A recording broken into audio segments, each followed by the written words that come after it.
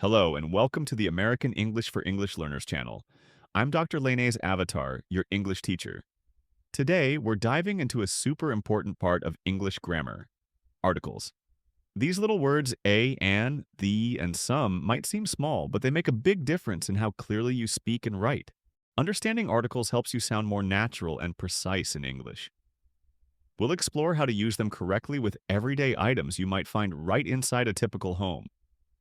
Get ready to make your English even better. Let's start with a and an. We use these indefinite articles for singular countable nouns when we're talking about something general, not a specific item. Think of them as meaning one of many.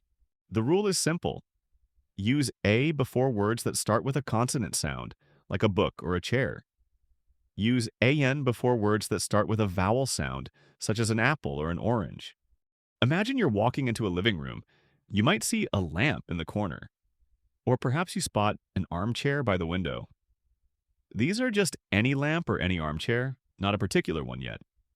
Now, let's talk about the. This definite article is used when you're referring to something specific, something that has already been mentioned, or something that is unique. It tells your listener exactly which item you mean. Let's go back to our living room. If you say, "I like the lamp," you're talking about that specific lamp we just mentioned. Or, "Please sit on the armchair," means that particular armchair. The is also used for unique items, like the sun or the moon. In a home, you might talk about the kitchen table because there's usually only one main kitchen table. Next up is some. We use some for plural countable nouns when the quantity isn't specific. For example, you might have some pillows on the sofa or some books on the shelf. You're not saying how many, just more than one. Some is also essential for uncountable nouns. These are things we can't easily count individually, like liquids or abstract concepts. You can't say one water or two milks. Instead, you'd say some water or some milk. This is where some becomes very useful for everyday items in your home. Let's look closer at uncountable nouns. These include things like sugar, salt, coffee, wine, and bread. You can't use a or an with them because they aren't singular countable items. So you wouldn't say a sugar. Instead, you'd say some sugar for an unspecified amount. If you want to be specific, you might say the sugar in the bowl. Think about your kitchen.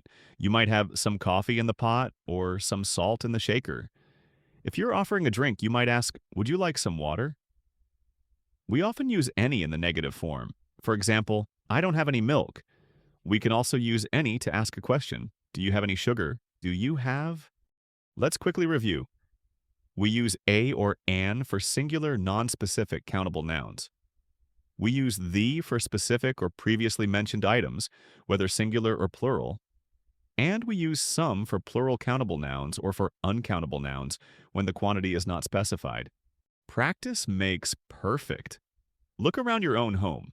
Can you identify a chair, an apple, the television, or some cereal? Keep practicing these articles in your daily conversations. Thank you for joining me today. Keep practicing, and you'll master these articles in no time. If you enjoyed this video, please subscribe, like, and share with friends. For books on American English, click the links below the channel's description. See you soon.